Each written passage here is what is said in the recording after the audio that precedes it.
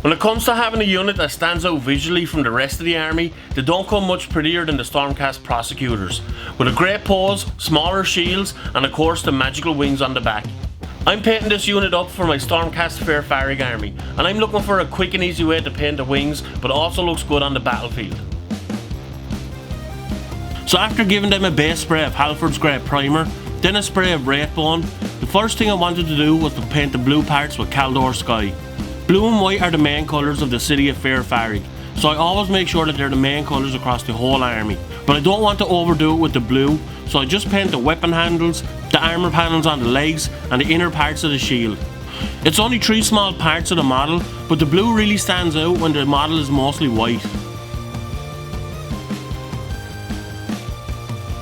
Next was the silver, and I usually use Leadbelcher on all the metal parts on these guys, but for now I'm just going to paint the chainmail and their weapons.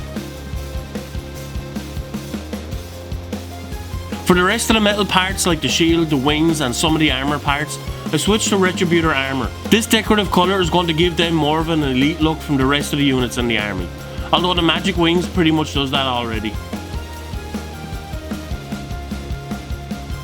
The parchment parts between their legs and on the shield were then painted with Screaming Skull.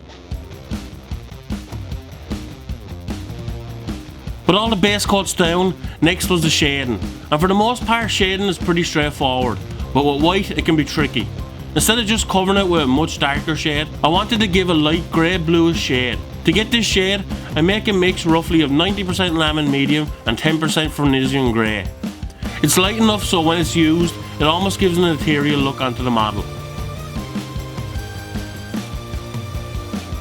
I was able to cover 2 colours with Null and Oil next on the blue and silver parts.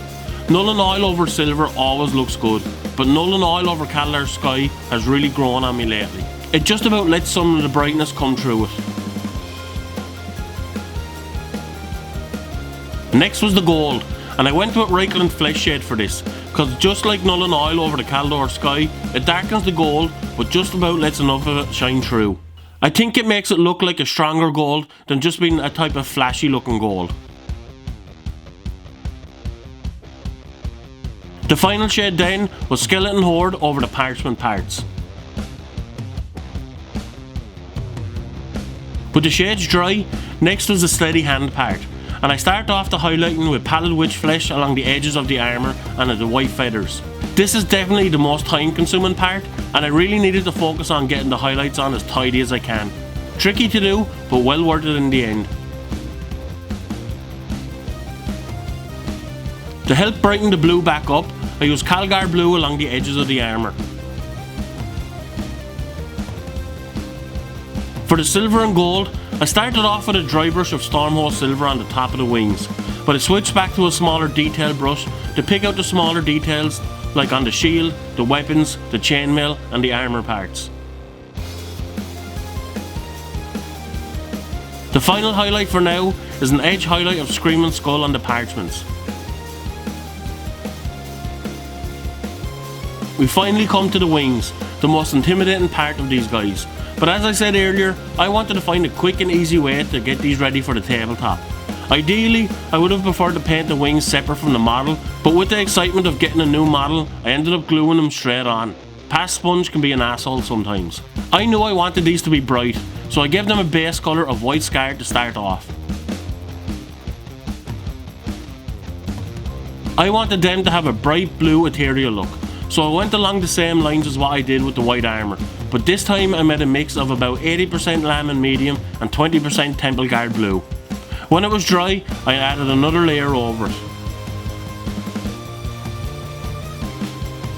Next, I dry brushed some white scar onto the wings, followed by another dry brush of white scar and Temple Guard Blue mixture.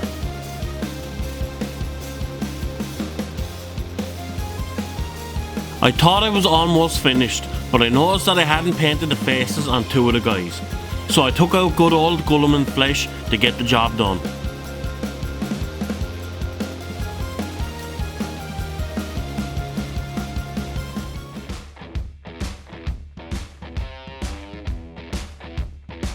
With the Prosecutors finished, they are now ready to fend off the attacking Skaven Horde.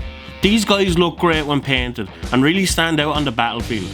I could have easily spent twice the time on painting the wings to a higher level, but I just wanted to find a quick way to get them battle ready, and I think I did just that.